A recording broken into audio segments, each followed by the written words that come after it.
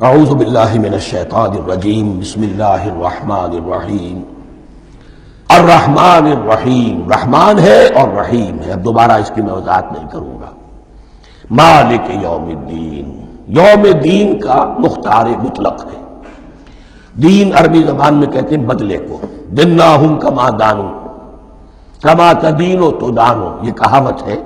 جیسے اردو میں ہم کہتے ہیں جیسا کرو گے ویسا بھرو گے، کما تدینو تو دانو، تو یہ ہے بدلہ۔ اس کا بنیادی مفہوم جو ہے وہ بدلہ ہے۔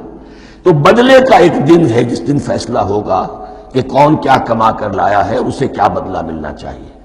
آیا اس کا برائیوں کا پلڑا بھاری ہے کہ اسے سزا ملنی چاہیے، یا اس کی حسنات اور نیکیوں کا پلڑا بھاری ہے کہ اسے جزا ملنی چاہیے، اس کا انعام اور اکرام کے ساتھ معاملہ کیا جانا چاہیے۔ وہ ایک دن ہے، اسے ہم یوم القیامہ کہتے ہیں۔ اور لیکن اصل بات جو یہاں کہی گئی، یعنی ایک جملے میں تین باتوں کا اعتراف ہو رہا ہے۔ بعث بعد الموت، ایک دن آئے گا کہ ہم مرنے کے بعد تمام انسان اٹھا لیے جائیں گے، پھر حساب و کتاب، پھر اللہ کے ہاں حاضری ہوگی اور حساب کتاب ہوگا۔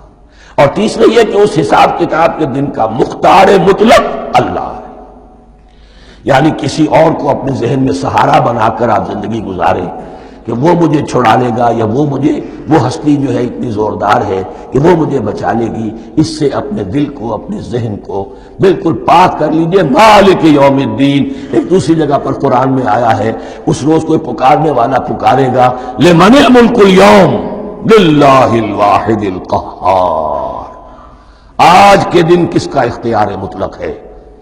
اور پھر کہا جائے گا اللہ کے لیے الواحد قہار، جو پوری طرح چھایا ہوا ہے، مستولی ہے۔ تو مالک یوم الدین، جو جزا و سزا کے دن کا مالک ہے۔ اب یہاں سے کلام ایک رخ بدل رہا ہے۔ ابھی تک تو یہ غائبانہ انداز میں کلام ہو رہا ہے، اللہ سے خطاب نہیں آیا اس میں ابھی۔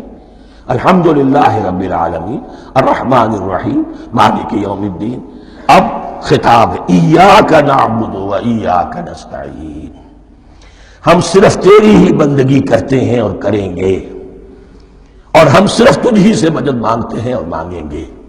یہ ترجمہ میں کیوں کر رہا ہوں کہ یہ فعل مضارع ہے۔ عربی زبان میں فعل مضارع حال اور مستقبل دونوں کو کور کرتا ہے۔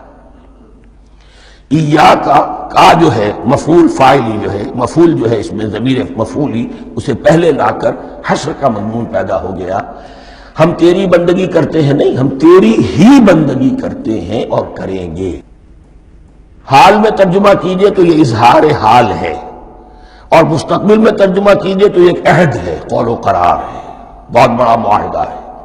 وَإِيَّاكَ نَسْتَعِينُ، اور صرف تجھ ہی سے مدد مانگتے ہیں اور مانگیں گے۔ اس میں بھی حال کا ترجمہ اظہار حال، اللہ کرے کہ واقعی ہمارا حال وہی ہو، جب ہم یہ الفاظ کہتے ہیں تو واقعتاً ہم اس پر پورے اتر رہے ہوں کہ اسی کی بندگی کر رہے ہوں اور اسی سے ساری استعانت اور استمداد کر رہے ہیں۔ جہاں تک مستقبل کا تعلق ہے وہ پھر ایک عہد ہے۔ صدق اللہ العظیم۔